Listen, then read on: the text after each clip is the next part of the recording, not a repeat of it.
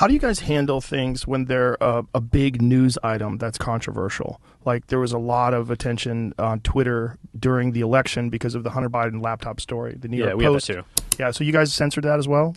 So we took a different path than Twitter.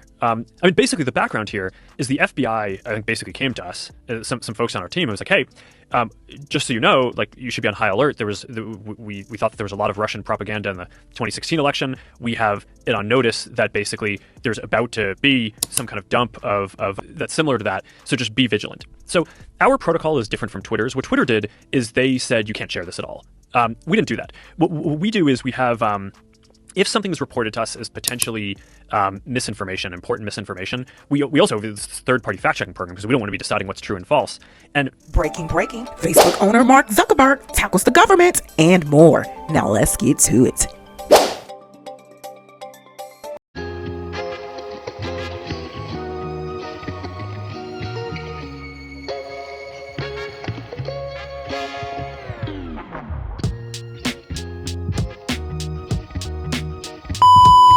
Hey everyone, welcome to my channel, The Mix.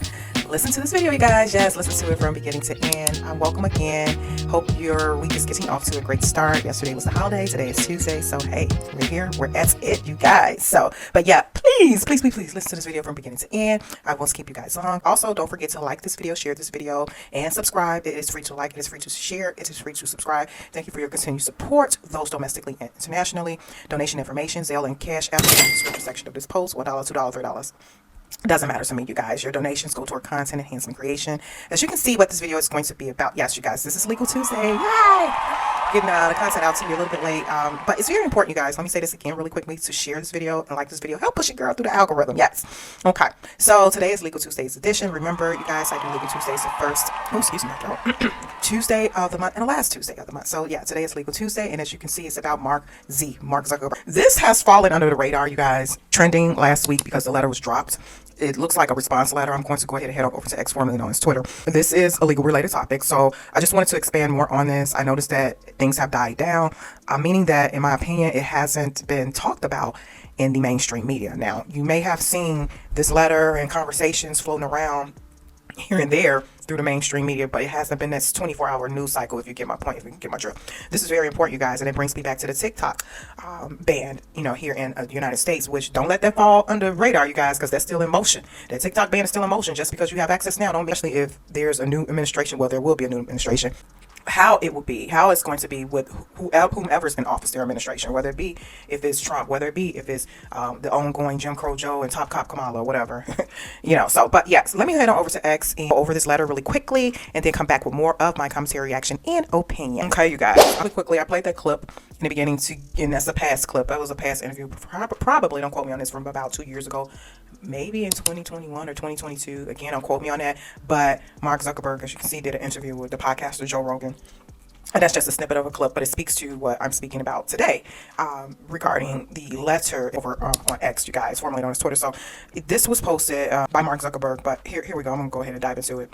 And I think this is a response letter. I think it's okay. So it's a post-pen letter, August 26, 2024, to the Honorable Jim Jordan, Chairman, Committee of the Judiciary, United States House of Representatives. Judiciary, you guys, let me just focus on that word really quickly. Judiciary means justice. Justice, that's, part of the word justice, you guys. Judicial is court, is justice. So again, it ties into Legal Tuesday.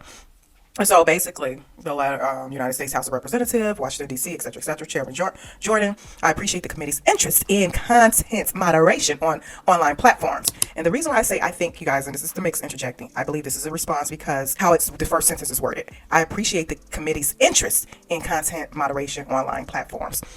So this leads me to possibly believe that Mark Zuckerberg, Meta, aka Meta, because he owns the platform, is responding to Committee of the Judiciary, hence the United States government. The letter further cites, as you are aware, Meta has produced thousands of documents as part of your investigation and made a dozen employees available for transcribed interviews.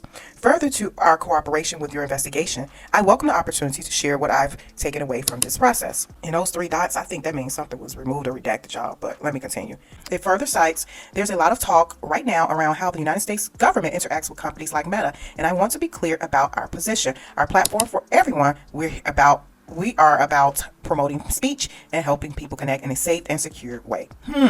Again, it speaks to what that interview was kind of like, speaking about speech, silencing, censorship, and all of that. Hopefully, this video gets out to you guys successfully without any interruptions or flags. But okay, and let me continue. So he further cites, as part of this, we regularly hear from governments around the world and others with various concerns about public discourse and public safety.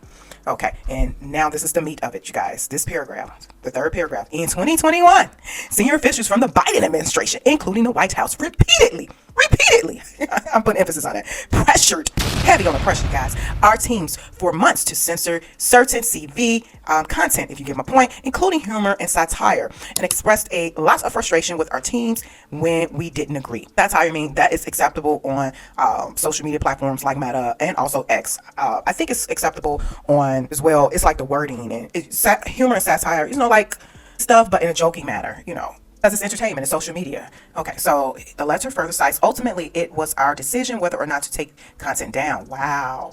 So they were internally policing, quote unquote, what was being posted, oh gosh, and this is the mix interjecting. Okay, and our letter further cites, and we own our decisions, including the CV related changes we made to our enforcement in the wake of this pressure. Heavy on the pressure. He keep putting that word out there, those trigger words, pressure, y'all. He's doing this for a reason, in my opinion. And when you know, you guys. Okay.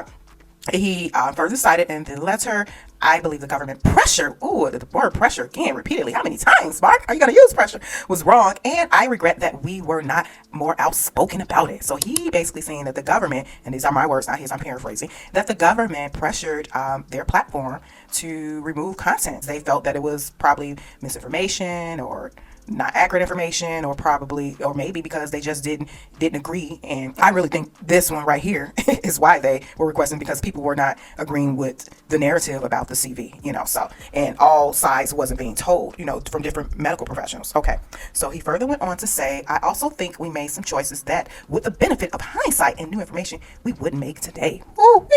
Like I said to our team at the time, I feel strongly that we should not compromise our content standards due to pressure. Again, the word pressure from any administration in either direction, and we are ready to push back if something like this happens again. Boom! I'm talking real spicy with the pressure word turn. Okay.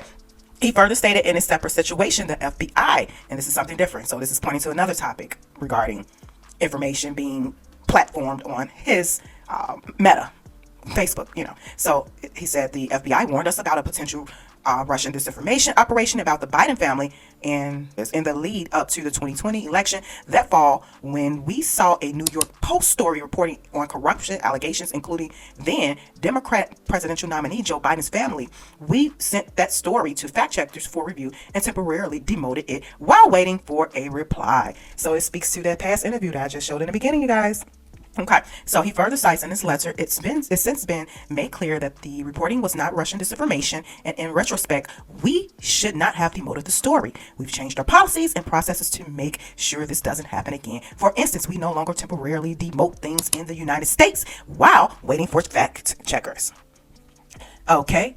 He wraps it up with, apart from content moderation, and you guys, really quickly, content moderation, in my opinion, is silencing. Okay, so let me continue. I want to address the contributions I made during the last presidential cycle. What? To support electoral infrastructures. What?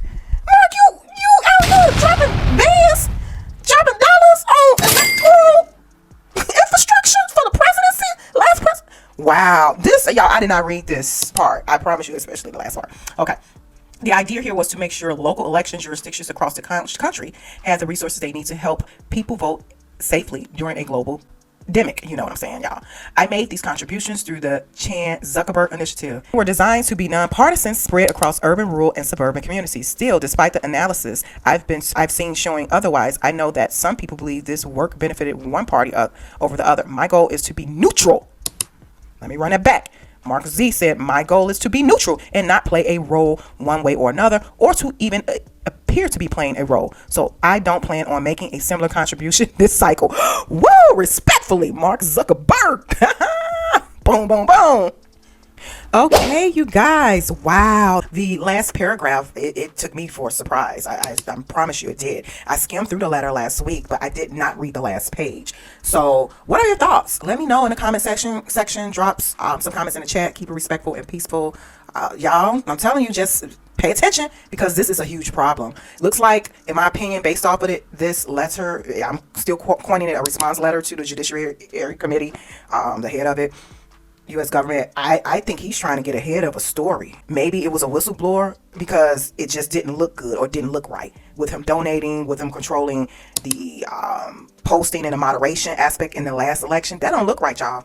If you know about the Constitution and your rights and how the government work, you know that this is huge in a bad way. In a bad way. Yeah, A1 is under attack, you guys, in my opinion. A1 is under attack. It is, in my opinion, when it comes to moderating, when it comes to censorship and all of that. So again, let me know your thoughts, down in the chat. Like this video, share this video. Check out some of my videos I've done on similar topics, like I mentioned earlier about TikTok.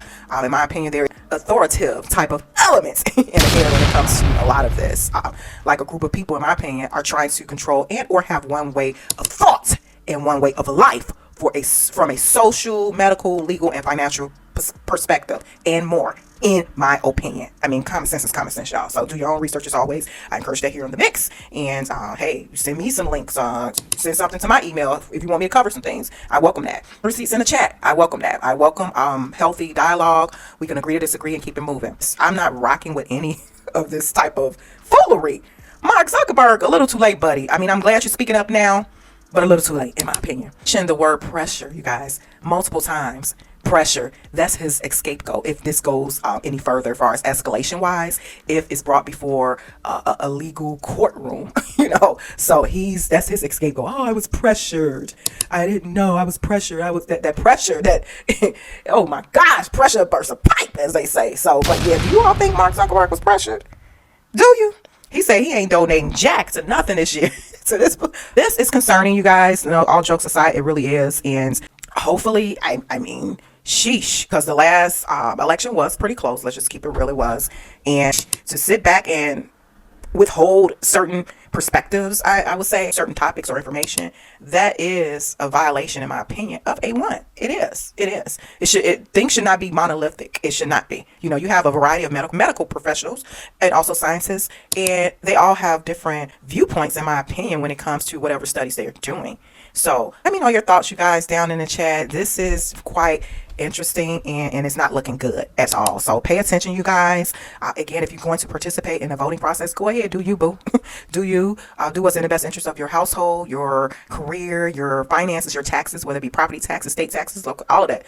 Just kind of think at it from a logical perspective. What is really helping you today, and how would that look in the future for you, your household, your community, your child's education, if you have children? I mean, look at it. If you want to go ahead and weigh the pros and cons, look at it from that perspective, or look at it from a community perspective or culture perspective. You may want to do that too. For me, you guys already know how I feel. So check out some of my videos, past videos, and you'll see. But yeah, you guys. So again, if you're going to participate, do your research or due diligence, and I just encourage you guys just to be more logical in thinking, and don't do a guilt vote. And if you don't vote, then you don't vote. So you have that option as well. There are options, as I've always stated here on the mix. You can opt not to, you can opt to, or you can skip some parts. I mean, no one's going to be in that booth with you. You do what you do for yourself, and you don't have to discuss it with nobody. So there are options. So okay, like, share, subscribe, and I will talk to you guys soon. Bye.